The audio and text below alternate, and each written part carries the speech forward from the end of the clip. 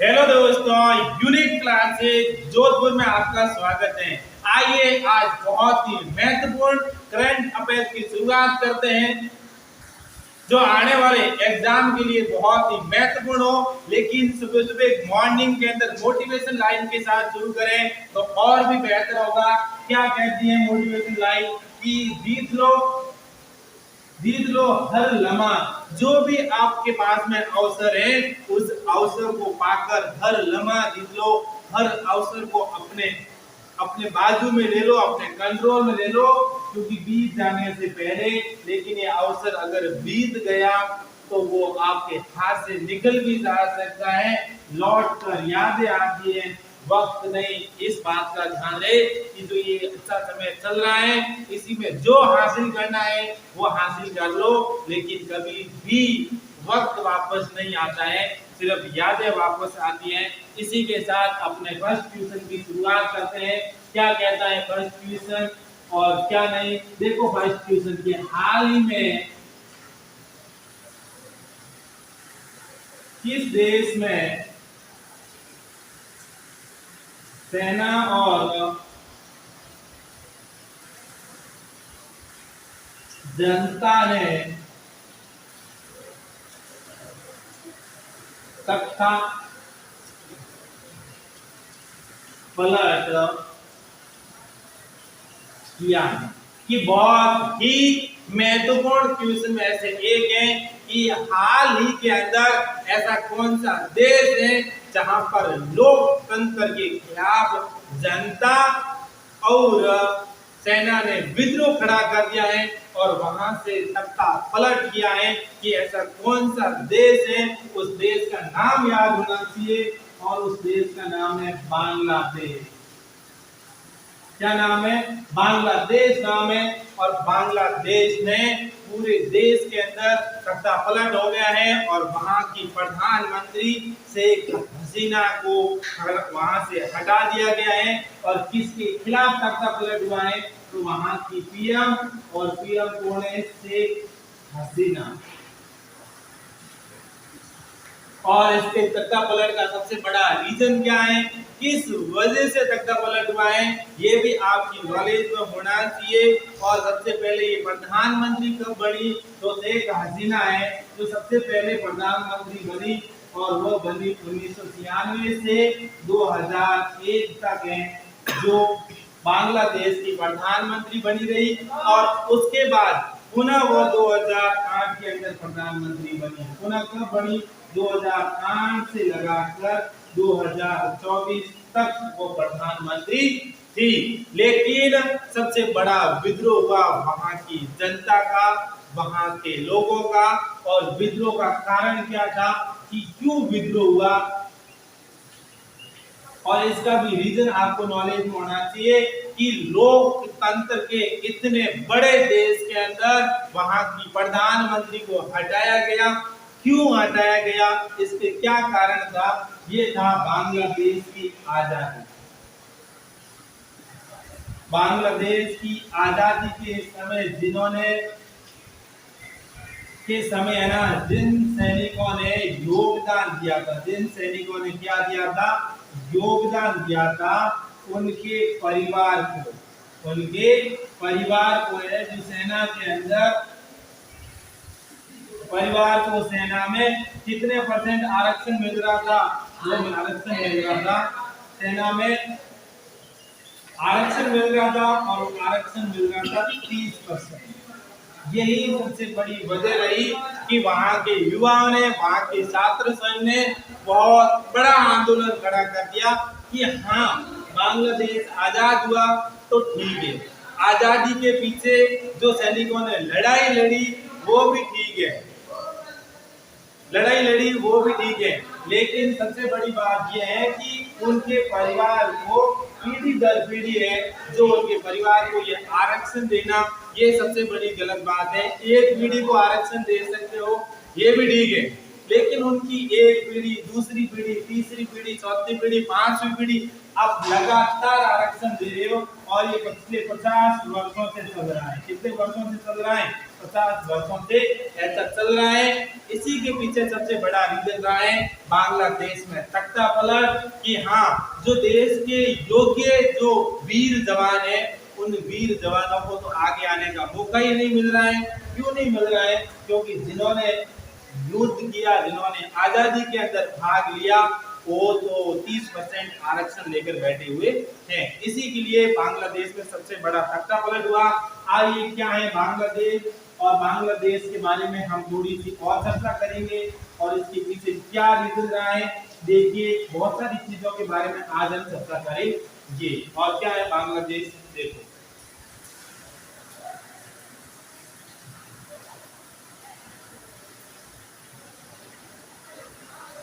तो बांग्लादेश, और बांग्लादेश सबसे पहले तो इस बात का ध्यान रहे कि आजाद कब हुआ, और ये आजाद हुआ 1971 के अंदर। कब हुआ? 1971 के अंदर है जो बांग्लादेश है वो आजाद हुआ। और आजाद कराने में सबसे महत्वपूर्ण भूमिका किसकी रही? तो बांग्लादेश के राष्ट्रपिता कौन है? बांग्लादेश के कौन है राष्ट्रपिता? कौन है? वो है शेख मुजीबुर रहमान। कौन है? शेख मुजीबुर रहमान है जो बांग्लादेश के राष्ट्रपिता हैं। और उसके बाद बांग्लादेश के राष्ट्रपति कौन है? इस बात का भी ध्यान रहे क्योंकि बांग्लादेश के राष्ट्रपिता और राष्ट्रपति में बहुत ज्यादा अंतर है। तो राष्ट्रपति है मोहम्मद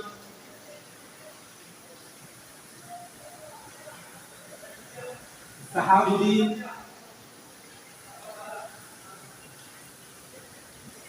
जो बांग्लादेश के राष्ट्रपति है। और उसके बाद बांग्लादेश की राजधानी कौन सी है, ये भी ध्यान में होना चाहिए। तो बांग्लादेश की राजधानी है वो है ढाका। क्या राजधानी है? ढाका। और बांग्लादेश की मुद्रा क्या है, इस बात पे भी ध्यान रहे। और मुद्रा है टका। क्या है मुद्रा?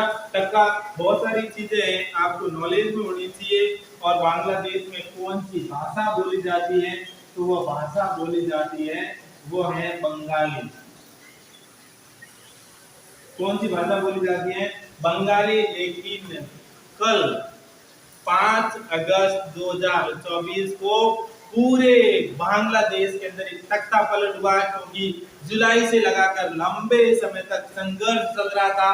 और संघर्ष का कल है जो 5 अगस्त 2024 को उनका अंत हो गया। इसका कारण था कि बांग्लादेश की प्रधानमंत्री शेख हसीना ने अपने पद से इस्तीफा दे दिया है और उन्होंने शरण ली है भारत के अंदर। तो पीएम ने शरण कहां पर ली, ये भी आपकी नॉलेज में होना चाहिए। और उन्होंने शरण ली है भारत में। और भारत में कौन सी जगह पर शरण ली है? तो वो ली है उत्तर प्रदेश। किस जगह पर शरण ली है? उत्तर प्रदेश के अंदर है जो बांग्लादेश की देश की प्रधानमंत्री रुकी हुई है। और भारत के लिए बांग्लादेश क्यों महत्वपूर्ण है, ये भी आपकी नॉलेज में होना चाहिए। क्या है भारत के लिए महत्वपूर्ण और किसकी वजह से है, क्या रीजन है, ये भी देखो। मैं थोड़ा सा इंडिया का मैप बनाना चाहूंगा। तो इंडिया के मैप से आज पूरी तरह से आप समझ जाओगे कि ये बांग्लादेश भारत के लिए क्यों महत्वपूर्ण है और इसकी क्या वजह है।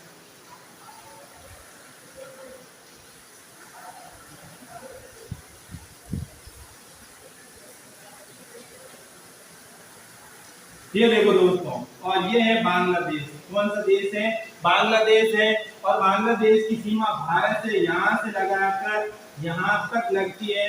तो सीमा है तो भारत के साथ सीमा।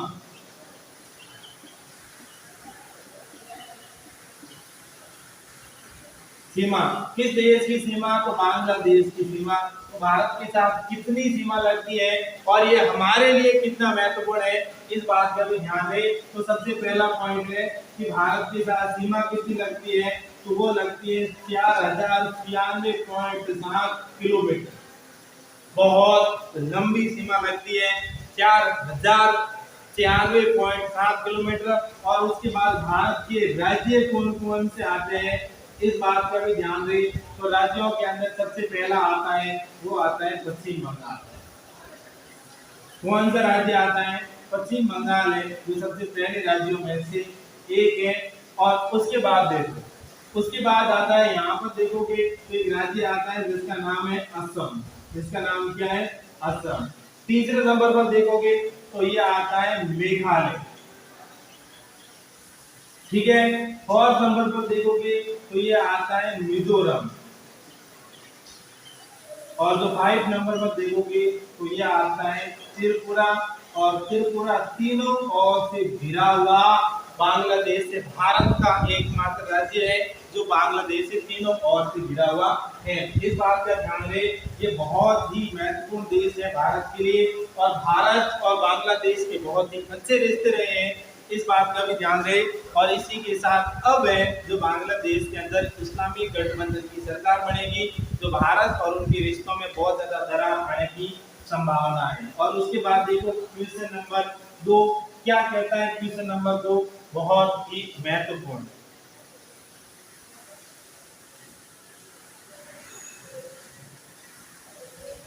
उसके बाद हम अगले क्वेश्चन की ओर शुरुआत करेंगे। क्या कहता है अगले क्वेश्चन और क्या है? ICC player of the month है जो किसे बनाया गया। ये बहुत ही महत्वपूर्ण क्वेश्चनों में से एक है कि अगस्त मंथ का आईसीसी प्लेयर है ऑफ द मंथ किसे बनाया गया।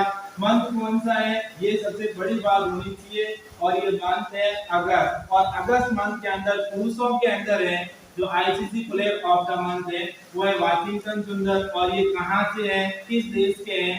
ये है भारत के हैं जिनको ICC player of the month है बनाया गया है। और उसके बाद और खिलाड़ी है गम एटकिंसन है जिनको भी ICC player of the month है बनाया गया है। और महिलाओं के अंदर ICC player of the month है वो बनाए गए हैं सारी कैजल है जिनको ICC player of the month बनाया गया है। और उसके बाद हम बहुत ही महत्वपूर्ण सीरीज की ओर बढ़ेंगे। क्या कहते हैं महत्वपूर्ण सीरीज क्या है आईसीसी, और उसके बारे में आपको नॉलेज होना चाहिए। तो देखो आईसीसी, सबसे पहली बात तो आईसीसी का पूरा नाम क्या है?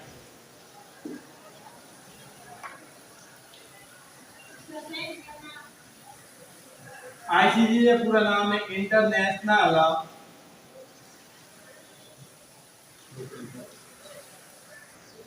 International cricket council. International cricket council है जो आईसीसी का पूरा नाम है, इस बात का ध्यान रहे। और आईसीसी की स्थापना है वो हुई थी 1909 के अंदर। कब हुई थी? 1909 के अंदर है जो आईसीसी की स्थापना हुई थी। और आईसीसी का मुख्यालय कहां पर है ये भी आपकी नॉलेज में होना चाहिए। तो ये मुख्यालय है दुबई। कहां पर है? दुबई, यूएई, संयुक्त अरब अमीरात के अंदर है जो इनका मुख्यालय है। और वर्तमान में इनके चेयरमैन या अध्यक्ष कौन है? ये है ग्रेगर बर्कले। ग्रेगर बर्कले हैं जो आईसीसी के जो अध्यक्ष हैं। इस बात का भी बहुत ही महत्वपूर्ण नॉलेज होना चाहिए। और उसके बाद आईसीसी के जो सदस्य हैं वो सदस्य कितने हैं? 104 सदस्य हैं, लेकिन इनमें से जो 12 सदस्य हैं वो पूर्णकालीन सदस्य हैं। इस बात का भी ध्यान रहे, कितने सदस्य हैं? जो 12 सदस्य हैं जो आईसीसी का पूर्णकालीन सदस्य है। इसी के साथ हमारा वीडियो कैसा लगा? अगर वीडियो पसंद आए तो लाइक, शेयर एंड सब्सक्राइब जरूर करें। Thank you.